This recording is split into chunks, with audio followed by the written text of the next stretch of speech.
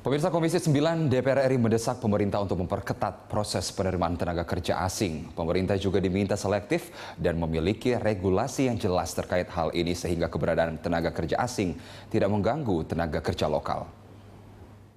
Komisi 9 DPR RI mendesak pemerintah untuk perketat proses penerimaan tenaga kerja asing. Selain itu, pemerintah juga harus selektif dan memiliki regulasi yang jelas, sehingga keberadaan tenaga kerja asing tidak mengganggu tenaga kerja lokal.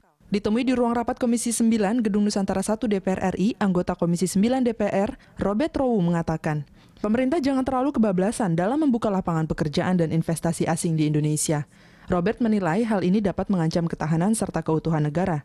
Robert Rowu mengkritisi kebijakan pemerintah terkait izin pekerja asing di Indonesia, di mana sebelumnya pemerintah mensyaratkan pekerja asing yang bekerja di Indonesia harus bisa berbahasa Indonesia, tetapi kemudian peraturan itu dihapuskan. Tenaga kerja asing, poin-poin yang tadinya diatur bahwa harus bisa berbahasa Indonesia dihilangkan itu, ya kan? Karena untuk melindungi tenaga kerja asing yang sudah masuk pada saat kemarin itu, ya kan?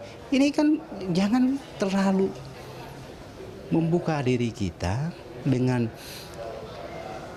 yang katanya investasi sampai kita lupa menjaga keutuhan negara kita lupa menjaga ketahanan negara kita.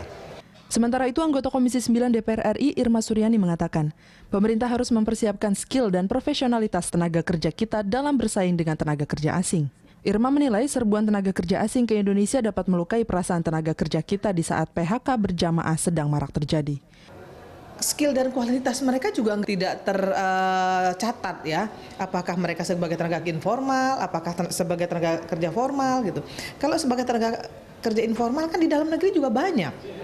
Gitu ya. Kenapa kita harus memasukkan tenaga kerja informal ke dalam negeri gitu, sementara tenaga kerja informal kita sendiri saja masih banyak yang menganggur.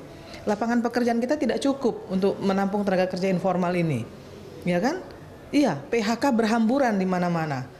Alif dan Mario, TVR Parlemen melaporkan.